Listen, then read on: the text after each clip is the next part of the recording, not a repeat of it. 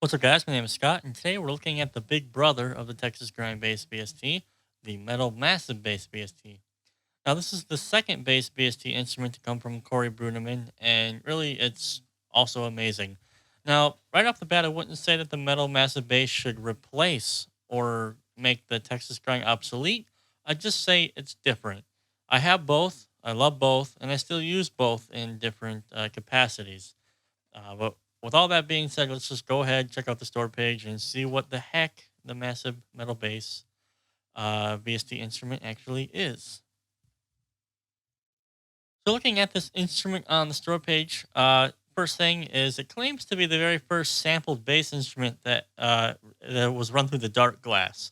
I can't verify this claim, but I also cannot think of another library that has a sampled DI glass instrument patch. So this very well could be true. The actual instrument itself was an Ernie Ball Music Man Bongo 6 Stealth, as it says right here. The bass went through a UA 6176 and then the UA Apollo interface. The UA 6176 is a pretty sought after channel strip. It has a very awesome compressor that people like to use.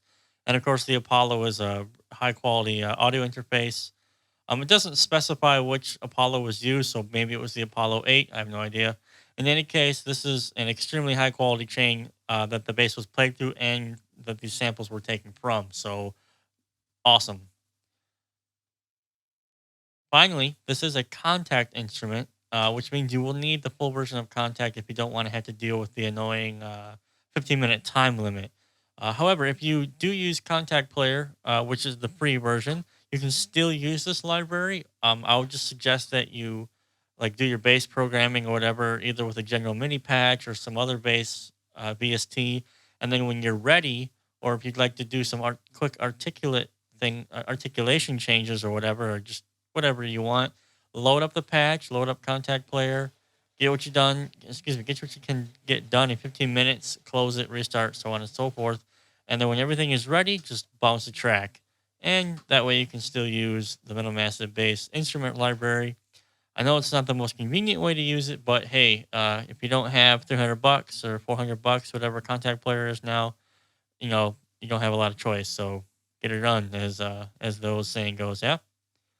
Anyway, we got some samples here, audio samples on the page that Corey provided in drop G and drop A sharp. I'm not going to play those. I don't know if they're copywritten material or not. I don't want to have it on my channel. But, feel free to click the link in the description and check out the demos yourself if you'd like. They sound great. And of course, they sound great because Corey did them and, he wants the library to sound awesome, which it does. But anyway, you can check that out in your own time.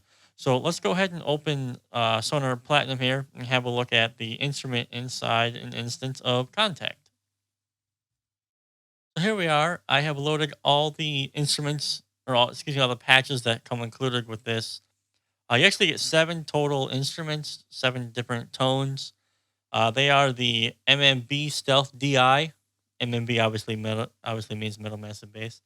The Stealth DI. This is obviously just the standard DI. If you have your own distortions or your own tricks that you want to try, this is the instrument you want to use because it has nothing on it. It's completely dry. Next, we have the MMB Stealth Dark Glass DI.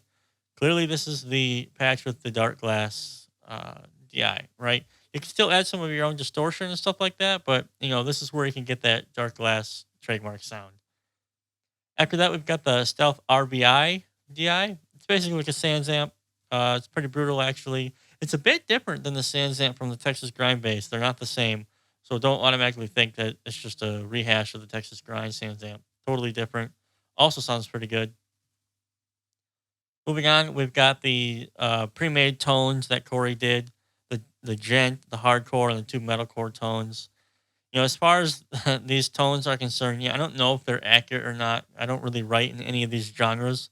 However, I do like the metalcore tones quite a bit because they just seem a bit more beefy, and I will sometimes use them for layering purpose or to thicken up a part of a mix or something or a chorus.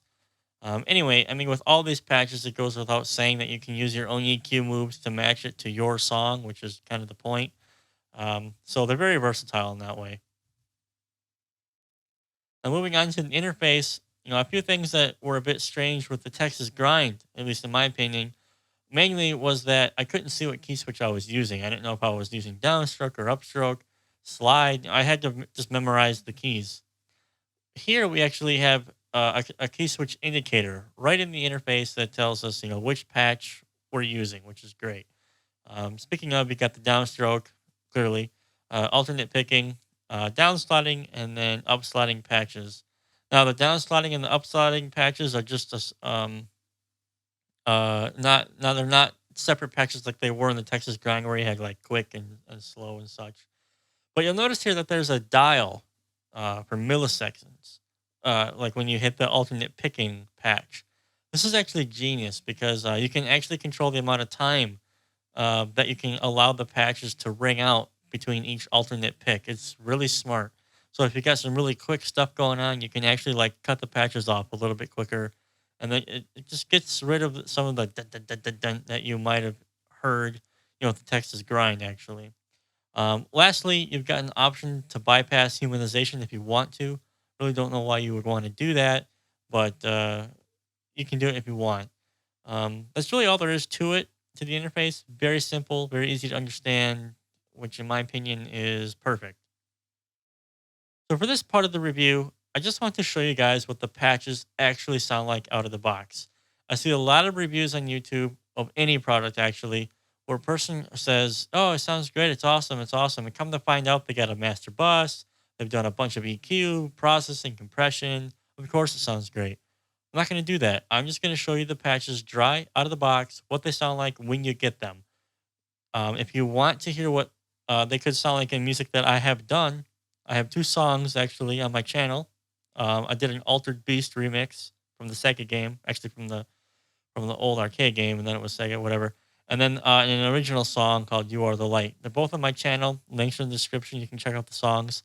But here in this video, I'm just going to give you a quick rundown of the different patches and what they sound like. So, with no more further ado, let's go ahead and listen to the various patches.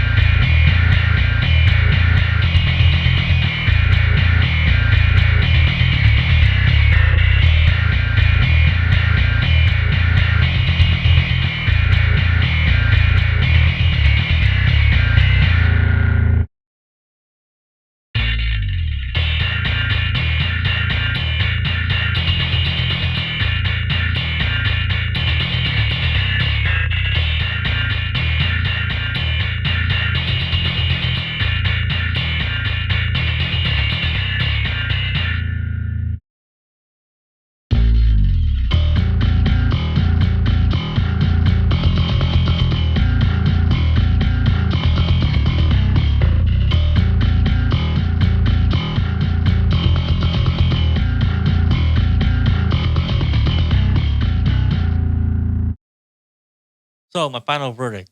Honestly, it should be as no surprise that I completely recommend this base VST, especially when you consider the price of something like Trillion. Um, Furthermore, Trillion is way overcomplicated for most people who need a base VST, Therefore, this library is perfect for you. It's going to thicken up your mix. It's surprisingly versatile, easy to program, easy to get used to. And it sounds great. And if you just want to demo something real quick, you got 4 tones you can mess around with. Or if you want to come up with a completely custom thing, you got a DI, 3 DIs actually that you can play around with. So, I mean, even if you don't work in the genre of metal, I think you could be able to use this bass VST instrument to some degree. And guys, really, it's $50. Okay. Are you telling me you can't save or you don't have $50 for this? Don't buy beer and don't buy cigarettes for a week, and then you're gonna have $50. So that does it for this video, guys. Thanks a lot to all the new subscribers that I've had in the last month. It's amazing. I started this channel from 0, and now I'm already going on 230 subscribers. It's amazing to me. I can't even fathom it. So thanks a lot to all of you out there. And if you're new to my channel, consider subscribing because videos like this are always on the way. I'm always making them. I'm always doing something, and I'm always going to be very appreciative of people who watch and comment and ask questions and so on and so forth. So stay tuned. More's on the way. And as always, guys, have a good one.